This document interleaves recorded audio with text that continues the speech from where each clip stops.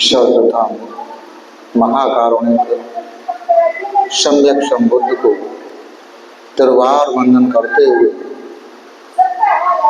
तदुपरांत परम पूज्य बोधसत्व बाबा साहब डॉक्टर भीमराव अम्बेडकर जी के प्रति कृतज्ञता का भाव प्रकट करते हुए तदुपरांत अपने सभी वरिष्ठ मंत्रीगणों को तिरुवार अभिवादन करते हुए तदुपरांत श्रद्धावान उपासक श्रद्धावान उपासकाओं और बच्चों, आप सभी के प्रति मंगल मैत्री की भावना प्रकट करते हुए आज वर्षावास के पावन पुण्य समय में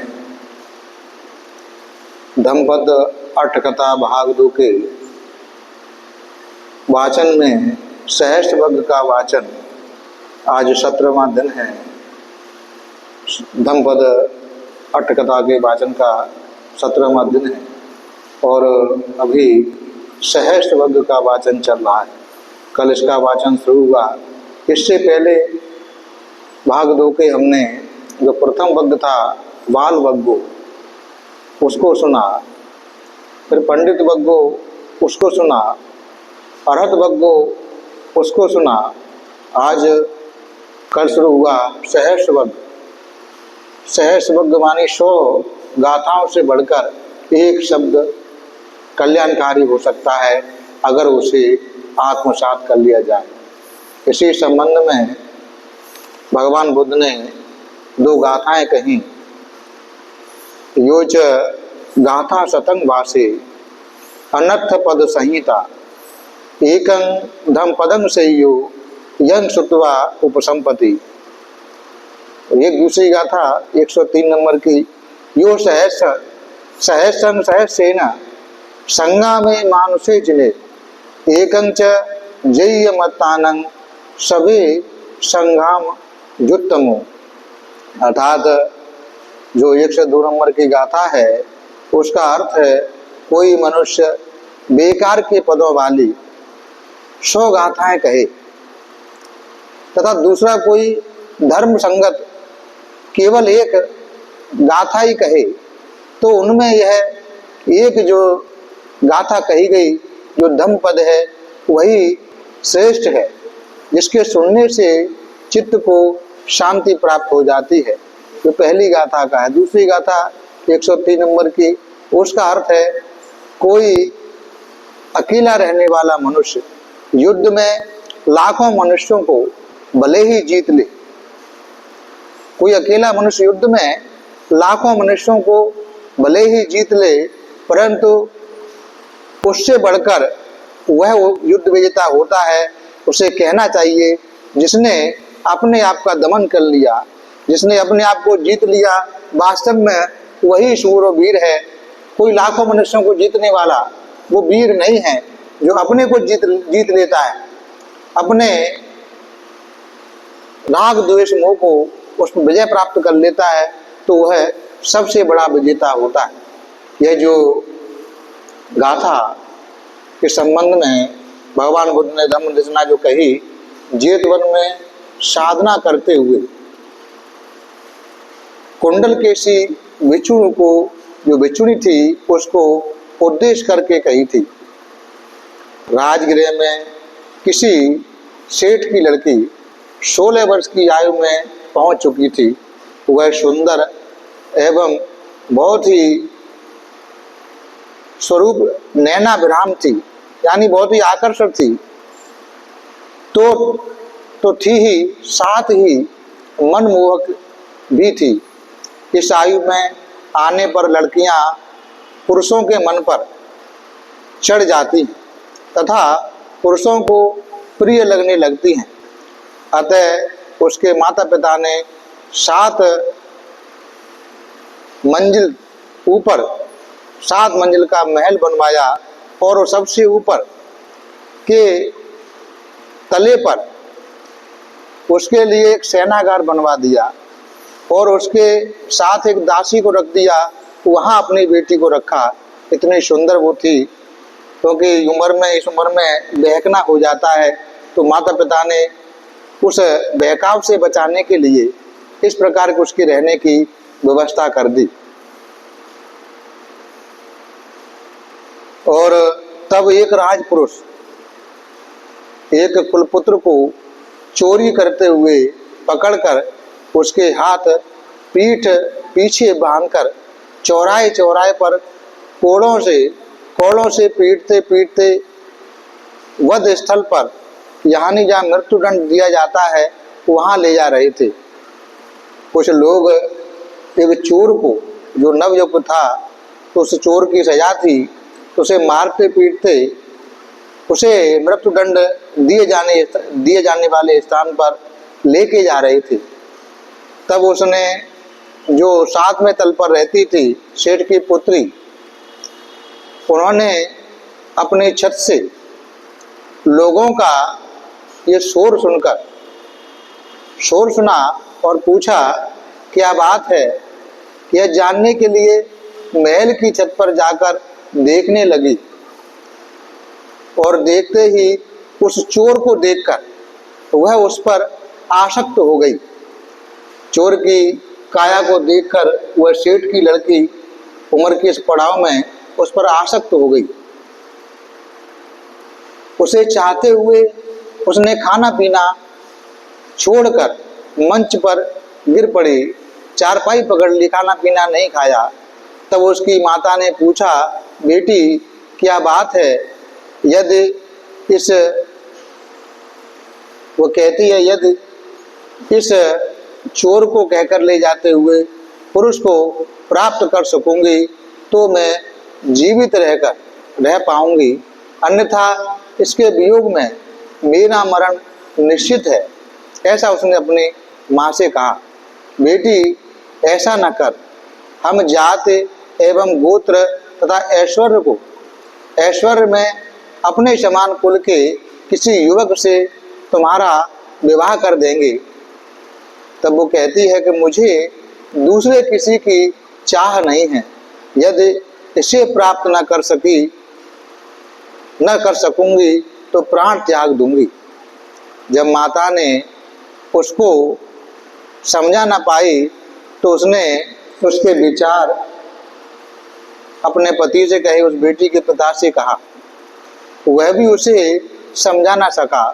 अंत में बहुत सोच विचार कर उस चोर को पकड़कर ले जाते हुए राजपुरुष के पास 1000 मुद्राओं की थैली बेचकर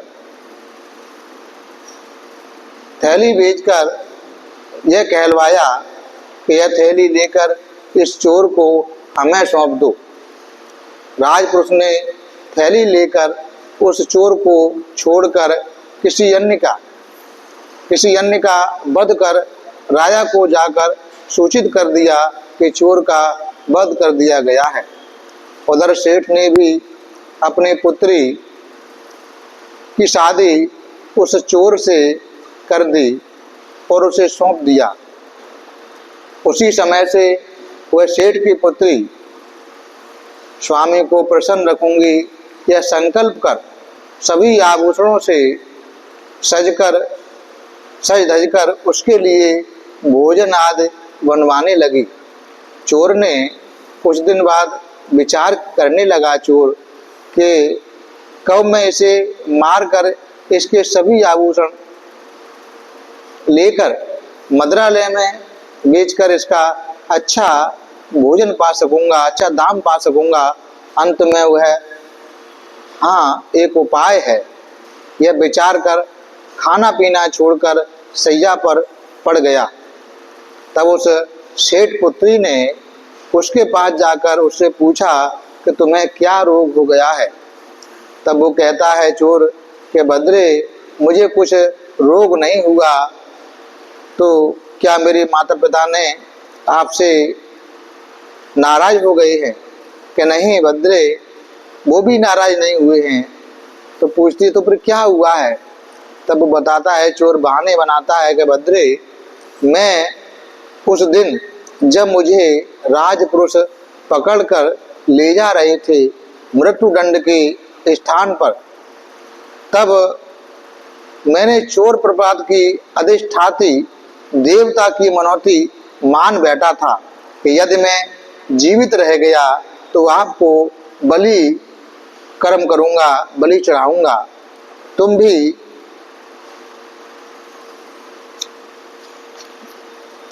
मुझे उसी की कृपा से मिली हो, उसको बलि चढ़ाना आवश्यक है। इस प्रकार का उसने एक बहाना तैयार किया। तो वही चिंता मुझे सता रही है बद्रे। तो वो कहती है, स्वामी आप चिंता ना करें, आपके इस बलि क्रम की व्यवस्था मैं कर दूंगी। तो बोलिए आपको किस चीज की आवश्यकता है। तो वो कहता है कि अल्प जल से बनी खीर तथा लाजा सहित 4 प्रकार के फूल। कि ठीक है स्वामी, मैं व्यवस्था करती हूँ।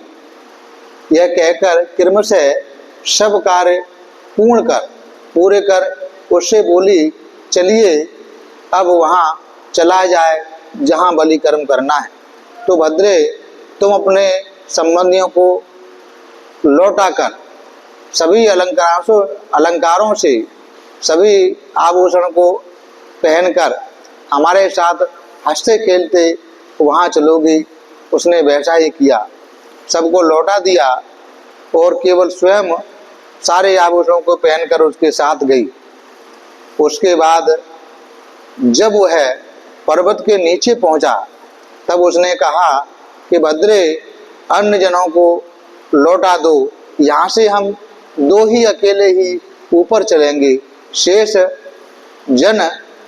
लोग जो यान से पुनः घर भेज दो, शेष लोगों को घर भेज दो, हम दोनों ही केवल चलेंगे। ऐसा उसने उससे कहा सेठ की पुत्री से। उस सेठ पुत्री ने ही वैसा ही किया, सबको लौटा दिया तथा बलिक्रम की वस्तुएं उठाकर ले चली। चोर उस चोर प्रपात पर्वत पर चढ़ने लगा। एक पर्वत होता था चोर प्रपात पर्वत, अर्थात जब किसी को मृत्यु दंड दिया जाता तो उसी पर्वत से नीचे फेंक दिया जाता था और नीचे खाई थी, खाई में जाकर वो मर जाता था। तो वह चोर उस चोर प्रपात पर्वत पर चढ़ने लगा। उस पर्वत पर एक तरफ से पुरुष चढ़ते थे तथा दूसरी तरफ सीधा पर्वत था, जिस पर खड़ा मनुष्य भूमि पर गिरे तो उसके टुकड़े टुकड़े में वह उसका शरीर भिन्न हो जाए, बढ़ जाए। अतः वह चोर प्रपात कहलाता था, क्योंकि पर्वत के उस पीछे के हिस्से में चोरों को गिराया जाता था। उस पर्वत के शिखर पर जाकर स्त्री बोली कि अब आप अपनी मनौती मनाने के लिए बलि कर्म कीजिए। वह चुप रहा। फिर उसने पूछा कि स्वामी आप चुप क्यों हैं। तब उसने उत्तर दिया, अरे मुझे बलि कर्म से कोई भी प्रयोजन नहीं है, मैं तो तुझे इसी बहाने से धोखा देकर यहाँ लाया हूँ।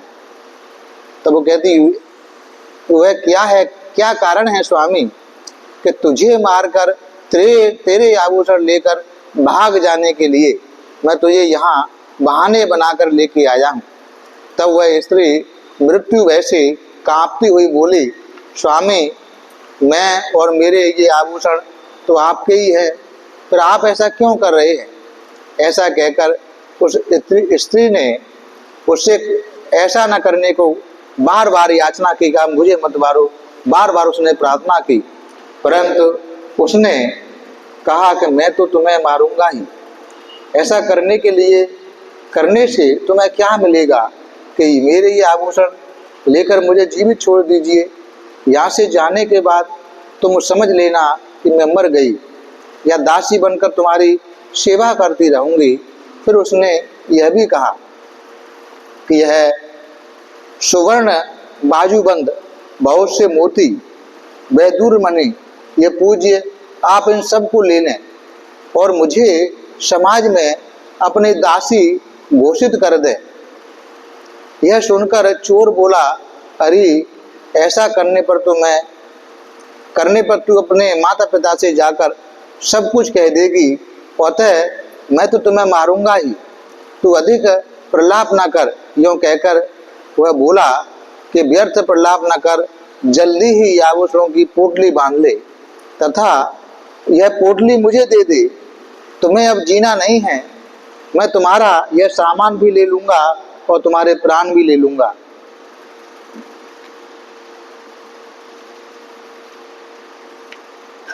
तब उस स्त्री ने सोचा कि मेरे प्राण तो बहुत कठिनाई में आ गए हैं।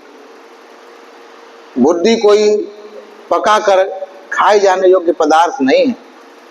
वह ऐसे ही संकट के क्षणों में विचार करने के लिए उपयोग में आती है, जिसको बुद्धि कहते हैं।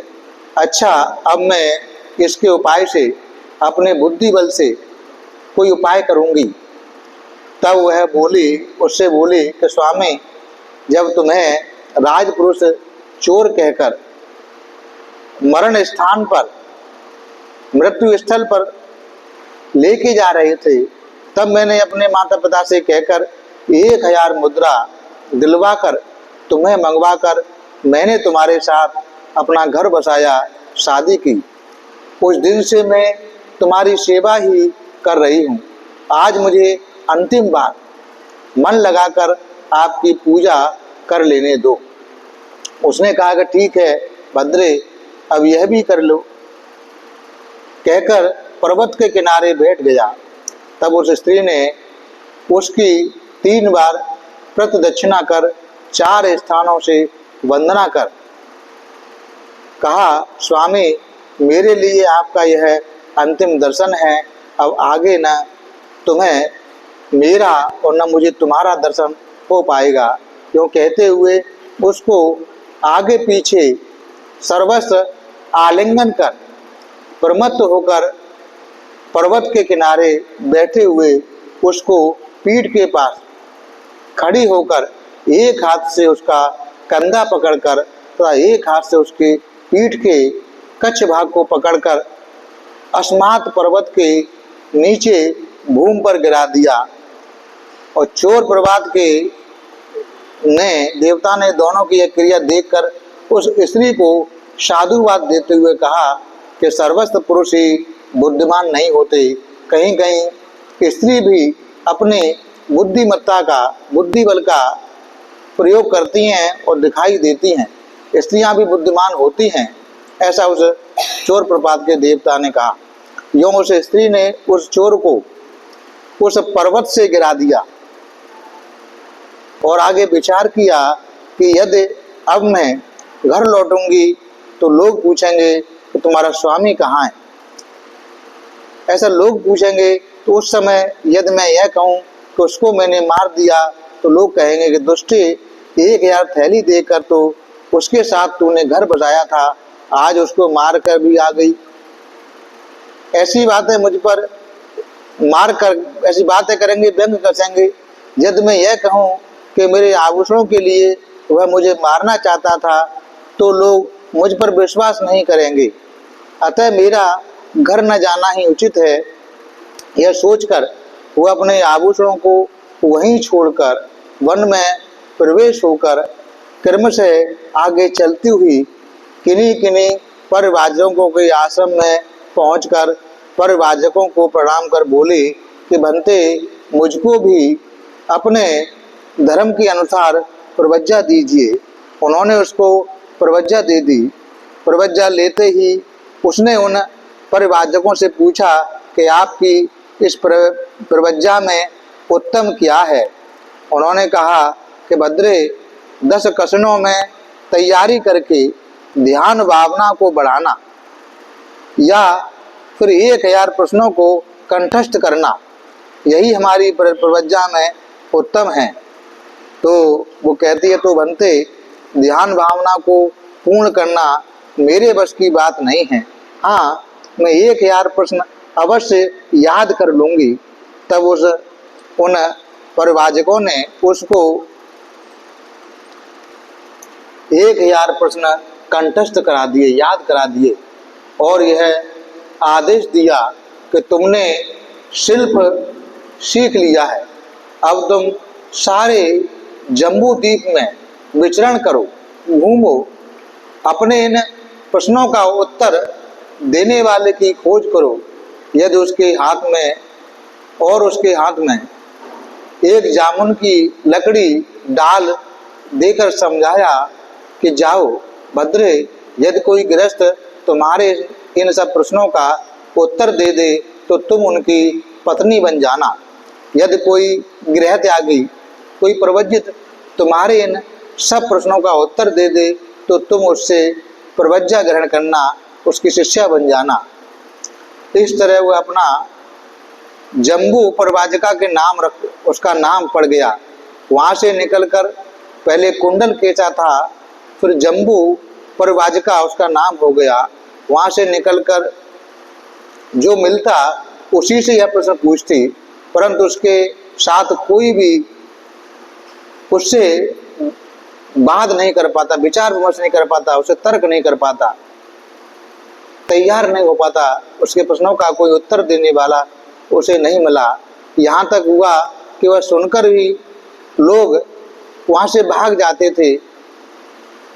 जम्बू परवाजिका इधर आ रही थी। वह गांव नगर में भिक्षा के लिए प्रवेश करती हुई गांव के प्रवेश द्वार पर अपनी वह जम्बू शाखा बाल का समूह एकत्रित कर उसमें गाड़ देती तथा वह कह देती कि जो मेरे प्रश्नों का उत्तर दे सके वही इस शाखा को उखाड़े। यह कहकर वह गांव में प्रवेश होती थी, परंतु उस स्थान पर आने का कोई भी साहस नहीं कर पाता, उसके प्रश्नों का उत्तर नहीं दे पाता। वह भी जब एक जम्बू शाखा बिगड़ गई तो दूसरी नई जम्बू शाखा ले ली। इस पद्धति से वह विचरण करती हुई श्रावस्ती में आकर एक गांव द्वार पर बालू का राशि का एक ढेर बनाकर अपनी जम्बू शाखा को गाड़कर और पहले की रीत से भिक्षाटन के जाने से पूर्व उसने घोषणा की कि जो कोई इस लकड़ी को उखाड़े तो हमसे बात करे, और गाड़कर वो श्रावस्ती में चली गई भिक्षाटन के लिए। बहुत से ग्रामीण बालक उस जम्बू शाखा को घेर कर खड़े हुए। तब सारपुत्र स्थिविर भिक्षा द्वारा भोजन पूर्ण कर नगर से निकलते हुए उन बालकों को वहाँ इस तरह खड़े देखकर उनसे पूछा, यह क्या है? तो बालकों ने स्थिविर को सारी घटना बता दी। तब स्थिविर ने कहा, तो बच्चों इस शाखा को उखाड़ दो। लड़के बोले कि हमें भय लगता है कि मैं प्रश्नों का उत्तर दूंगा, तुम उसे उखाड़ दो। उन्होंने स्थिविर के आदेश से बड़े ही प्रसन्न मन से उस जम्बू शाखा को उखाड़ फेंका। वह जो जम्बू परिवाजिका ने आकर उन बालकों को धमकाते हुए कहा कि तुम्हारे साथ मैं क्या बात करूं, तुमने यह शाखा क्यों उखाड़ी? तब वो कहते हैं कि आर ने हमसे उखड़वाई है। वे बालक बोले। तब उसने स्थिविर से पूछा, क्या बनते यह शाखा आपने उखड़वाई है? कहाँ बहन? तो आप मेरे प्रश्नों का उत्तर देंगे कि अवश्य दूंगा। वह दिन ढलने के समय प्रश्नों का उत्तर जानने के लिए स्थिविर के पास पहुंची। यह सुनकर समस्त नगर क्षुब्ध हो गया। बहुत से नागरिक यह आनंद उठाने के लिए दो विद्वानों में आज शास्त्र चर्चा सुनने को मिलेगी।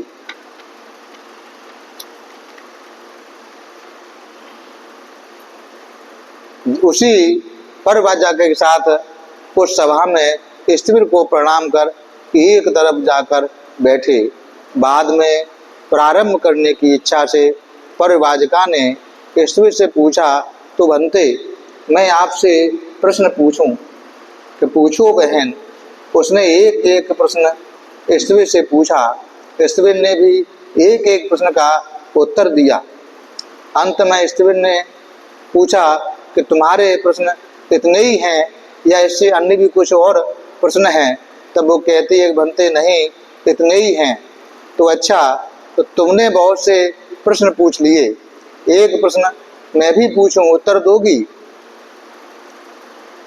कि यदि जान पाऊंगी तो अवश्य दूंगी। तब स्त्रीण ने उससे पूछा, एक नाम क्या है, इसका क्या उत्तर देना चाहिए। उस परिवाजका ने यह भी समझ में नहीं आया, उसने पूछा, इसका क्या उत्तर है बनते। तब वो कहते, ये बुद्ध प्रश्न है बनते, क्या इसका आप मुझे भी बोध कराएंगे कि हाँ, यदि तू मेरे जैसी धर्मावलंबिनी हो जा, प्रवज्जित हो जा, तो मुझे आप प्रवज्जित कर लीजिए। स्त्रीण ने भिक्षुणियों से कहकर उनसे उसको प्रवज्जा दिलवा दी।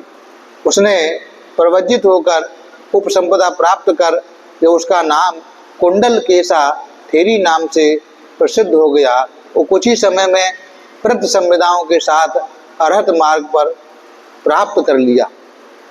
तब एक दिन भिक्षुओं में धर्म सभा में यह चर्चा उठा ली कि कुंडल केसा थेरी द्वारा धम्म श्रवण भी बहुत नहीं हुआ तथा उसका प्रवज्जा कृत्य मस्तक पर पहुंच गया। वह तो एक चोर के साथ यह संग्राम कर उसे जीत कर यहाँ आई थी। शास्त्रा ने वहाँ आकर उन भिक्षुओं को इस विषय में यों समझाया कि भिक्षुओं, मेरे द्वारा उपदेशित धर्म थोड़ा या बहुत, इसका प्रमाण जानने का प्रयास न करो। निरर्थक 100 पद भी शेषकर नहीं होते। इसके विपरीत धर्म बोधक एक पद यदि अर्थ एक ही पद जो यह अत्यधिक हितकर या शेषकर होता है। लौकिक चोरों को जीतना कोई जय नहीं कहलाता। हाँ, आध्यात्मिक क्लेशों को जीतने वाला ही विजयी कहलाता है। यह कहकर घटना के क्रम से मेल बिठाते हुए भगवान ने ये 2 गाथाएं कही। यो च गाथा सतंग भाषे अनर्थ पद संहिता एकं धम्म पदं सेयो यं श्रुत्वा उपसंपत्ति। यो सहस्र सहस्रेण संगा में मानसे जिने एकं च जय्यमतानं सबे संघामुजुत्तनो।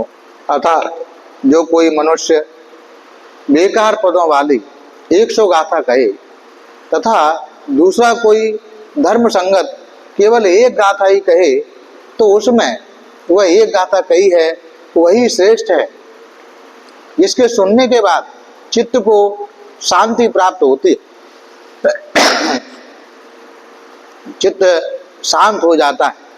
जैसे कुंडल केसा ने 1000 प्रश्न याद किए और 1000 प्रश्नों के उत्तर उसे याद थे, लेकिन चित्त उसका शांत नहीं था, निर्मल नहीं था और जगह जगह उन प्रश्नों को पूछती थी, अपने ही चित्त की बेचैनी बढ़ाती थी। सारिपुत्र ने उनके सारे प्रश्नों का उत्तर दिया और केवल एक प्रश्न पूछा कि एक चीज क्या। उस एक चीज का जो एक पद सुनकर उसे वो धर्म का मार्ग मिला, तो एक पद कितना कल्याणकारी है। कोई इतना कल्याणकारी है जैसे कोई मनुष्य लाखों मनुष्यों को युद्ध में हरा दे। उससे बढ़कर युद्ध विजेता वो होता है जो अपने राग द्वेष मोह को पराजित कर देता है। वही वास्तव में वीर और योद्धा है जिसने अपने राग द्वेष मोह को जीत लिया। तो यहाँ भगवान ने चित्त को बारे में कहा कि चित्त को जीतना ज्यादा कल्याणकारी है बजाय मनुष्यों के जीतने के। इस गाथा को वहाँ सुनने वाले बहुत से लोग थे, साधक थे, और वहाँ इस धर्म उपदेशना से बहुत सारे श्रोतापन्न फल को प्राप्त हो गई। एक गाथा, 2 गाथाएं और हैं। ये 2 गाथाएं भगवान ने इस प्रकार कही हैं। 104 नंबर की गाथा है, अता हवे जितंग से यो या चायंग इतरा पजा अत दंतस पोषस निच्चंग संयत चारिनो।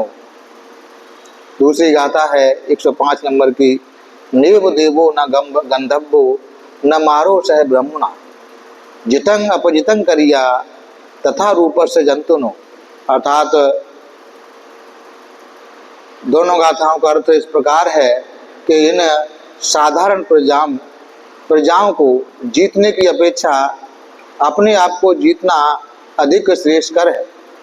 अपने आप का दमन करने वाला तथा निरंतर संयमित आचरण करने वाला लोग कैसी विजय को न देवता, न गंधर्व, न मार, न ब्रह्मा ही पराजय में बदल सकते हैं। जो अपने आप को जीत लेता है उसे दोबारा कोई हरा नहीं सकता।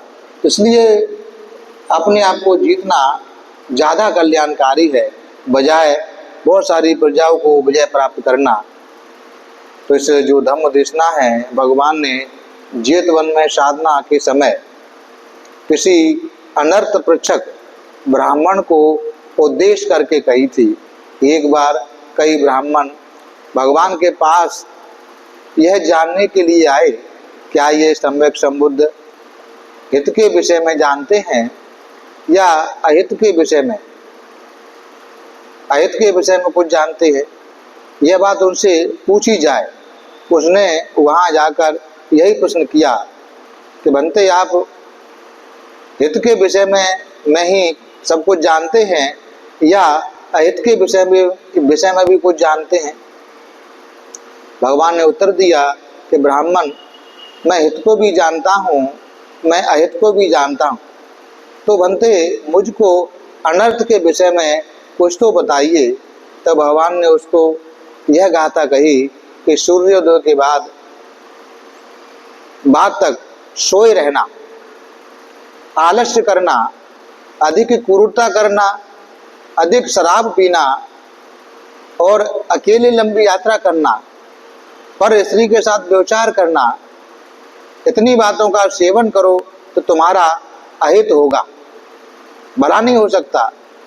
तुम सूर्योदय के बाद उठोगे, सूर्य के उगने के बाद में उठोगे, आलस्य करोगे और निर्दयी बनोगे और शराब अधिक पियोगे और अकेले लंबी यात्रा करोगे और पर स्त्रियों के साथ में व्यभिचार करोगे, तो तुम्हारा अनर्थ निश्चित है, अहित निश्चित है, उसे कोई रोक नहीं सकता।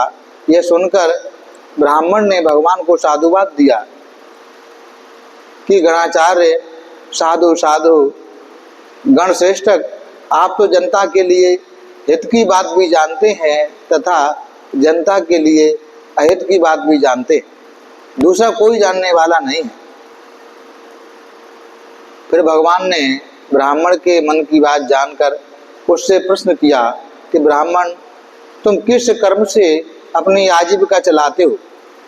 तो वो कहता है कि धूत कर्म, जुआ खेलकर, गौतम, जुआ खेलकर मैं अपनी आजीविका चलाता हूँ।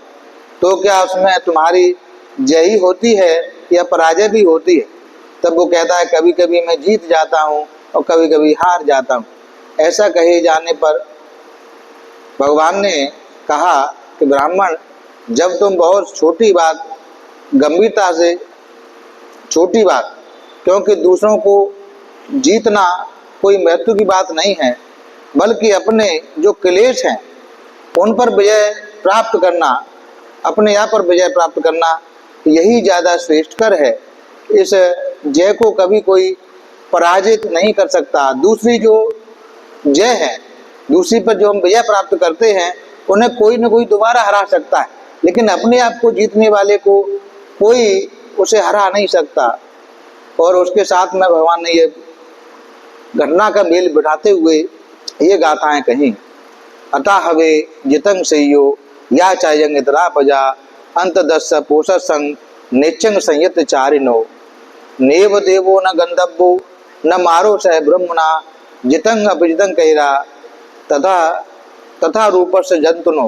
अर्थात इन साधारण प्रजाओं को जीतने की अपेक्षा अपने आप को जीतना अधिक श्रेष्ठकर है।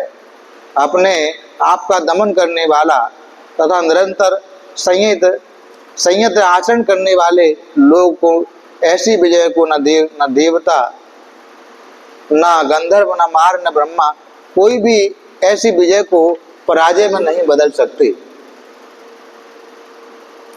इस गाथा को सुनकर वहाँ बहुत सारे जो लोग थे अंत में श्रोतापत्ति फल में प्राप्त हो गए।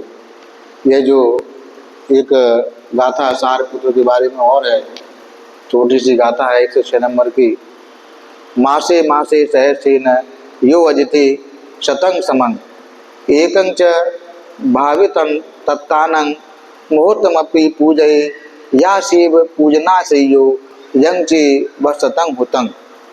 अर्थात ये जो धम्म देशना है, भगवान ने वेणुवन में साधना करते समय सारपुत्र स्थिविर को के मामा ब्राह्मण को उद्देश्य करके कही थी कि उसका अर्थ है कि एक तरफ यदि कोई मनुष्य प्रतिमास हजारों मुद्राओं की दान देकर 100 वर्षों तक यज्ञ करे, दूसरी तरफ कोई दूसरा मनुष्य परिशुद्ध चित्त द्वारा किसी एक ही पुरुष का क्षण मात्र सेवा करे, पूजन करे, तो 100 वर्ष तक किए हुए निरंतर यज्ञ से एक क्षण का पूजन श्रेष्ठ है।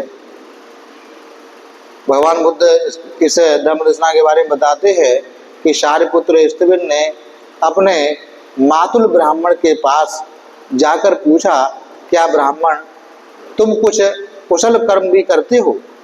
कि करता हूँ बनते। तो पूछते हैं क्या करते हो? कि प्रतिमास में 1000 मुद्राओं में स्वतः निर्मित कर दूसरों को दान करता हूँ। किसको देते हैं? कि निर्गंत साधुओं को देता हूँ बनते। क्या संकल्प इच्छा करके देते हैं? कि ब्रह्मलोक की इच्छा करके देता हूँ बनते। तो क्या ब्रह्मलोक प्राप्ति का यही उपाय है? कि हाँ बनते। तो तुमसे ऐसा किसने कहा? कि मेरे आचार्य ने मुझको ऐसा बताया है। तो वे कहते ना तो तुम ही ब्रह्मलोक का मार्ग जानते हो, ना तुम्हारे आचार्य। आओ ब्राह्मण, मैं तुम्हें ब्रह्मलोक के मार्ग पर लेकर चलता हूँ, मैं तुम्हें ब्रह्मलोक का बोध कराऊंगा, उस मार्ग का बोध कराऊंगा। ऐसा कहकर उसे भगवान के पास ले जाकर कहा कि बनते, यह ब्राह्मण ऐसा कहता है। कहकर उपयुक्त सारी जो बातचीत थी वह सुना दी। फिर कहा कि अच्छा हो बनते, आप इसे ब्रह्मलोक का मार्ग बताएं। भगवान ने ब्राह्मण से पूछा, क्या ऐसी ही बात है ब्राह्मण? कि हाँ गौतम। तो कहते ब्राह्मण, तू इस तरह 120 वर्ष तक दान करता रहे तो भी कुछ होने वाला नहीं है। हाँ, इसके बदले में मेरे शिष्यों को प्रसन्नचित्त से एक करचुल भर भिक्षा दे तो उसका अधिक फल होगा। यह कहकर घटनाक्रम का मेल बिठाते हुए, धर्म उपदेश करते हुए गाथा कही, मासे मासे सहस्रेण यो अजिते शतं समं एकं च भावितत्तानं मुहूर्तमपि पूजये या शिव पूजना शय्यो यं चे वश शतं हुतं। यानी एक तरफ यदि कोई मनुष्य पूरे महीने हजारों मुद्राओं की दक्षिणा देकर 100 वर्षों तक दान देकर 100 वर्षों तक यज्ञ करे, और दूसरा कोई मनुष्य एक परिशुद्ध चित्त वाले किसी एक व्यक्ति को एक क्षण की पूजा करता है, एक समय का भोजन दान देता है एक परिशुद्ध चित्त वाले को, तो वह एक समय का भोजन, एक समय का दान उस 1000 लोगों को दिए हुए प्रति महीने के दान से बढ़कर होता है, श्रेष्ठ होता है। इस देशना को सुनकर वहाँ उपस्थित बहुत सारे लोग थे, वो श्रोतापन्न फल में प्राप्त हो गए, और जो दूसरे ने 100 वर्ष तक यज्ञ किया, उससे वह करछुल भर भात दान से या जीवन यापन हेतु भोजन दान से या जीवन यापन हेतु भोजन दान से की गई पूजा ज्यादा उत्तम होती है। इस देशना को सुनकर वहाँ वो जो ब्राह्मण था, जो दान देता था पूरे महीने, तो इस गाथा को सुनकर, उसके अर्थ को समझकर वो श्रोतापत्ति फल में स्थापित हो गया। भगवान की देशना को सुनकर आज आप लोगों ने इस बिहार में आकर वर्षावास के पावन पुण्य समय में वंदना ली, शील ग्रहण किए, धम्म श्रवण किया। इस प्रकार बहुत सारे पुण्य आप लोगों ने संचय किए, क्योंकि पुण्य अर्जित करने का वर्षा काल का समय है, तो आप उस भाव से बिहार में आते हैं, पुण्य अर्जित करते हैं। तो बहुत सारा पुण्य जो आप लोगों ने अर्जित किया है, ये सभी पुण्य आप लोगों के जीवन में सहायक हों। ये सभी पुण्य के बल से आप लोगों के जीवन की सारे प्रकार की आपत्ति विपत्ति, सारे प्रकार की विघ्न बाधा दूर हो, धन संपत्ति की वृद्धि हो, ऐसी कामना करता हूँ। और जो हम लोगों ने जितने भी पुण्य संचय किए हैं, ये सारे पुण्य हम संसार के सारे प्राणियों को अनुमोदन करते हैं। इस पुण्य के बल से संसार के सारे प्राणी दुख मुक्त, भय मुक्त और रोग मुक्त रहें। संसार के सारे प्राणियों को चार यार सत्यों का साक्षात्कार हो, संसार के सारे प्राणी कर्म फल से मुक्त होकर निर्वाण गति को प्राप्त हों, ऐसी कामना करते हैं। और जो हम लोगों को चार प्रत्ययों से सेवा करते हैं, ऐसे श्रद्धावान उपासक उपासिका जो भोजन दान देते हैं, चीवर आदि वस्त्र दान देते हैं, आवश्यक पदार्थ दान देते हैं, आवश्यक वस्तुएं दान देते हैं, रहने के स्थान दान देते हैं, इस प्रकार चार प्रत्ययों से सेवा करते हैं। चार प्रत्ययों से सेवा महान पुण्य फलदायी होती है। तो ये जो चार प्रत्ययों से सेवा करने वाले श्रद्धावान उपासक उपासिका लोग हैं, इनके पुण्य के प्रताप से ये सभी लोग दुख मुक्त, भय मुक्त, रोग मुक्त हो जाएं। इन सभी लोगों के जीवन की सारे प्रकार की आपत्ति विपत्ति, सारे प्रकार की विघ्न बाधा दूर हो, धन संपत्ति की वृद्धि हो, इन सभी लोगों को चार यार सत्यों का साक्षात्कार हो, ये सभी लोग कर्म फल के प्रभाव से मुक्त होकर निर्वाण गति को प्राप्त हो, ऐसी कामना करते हैं।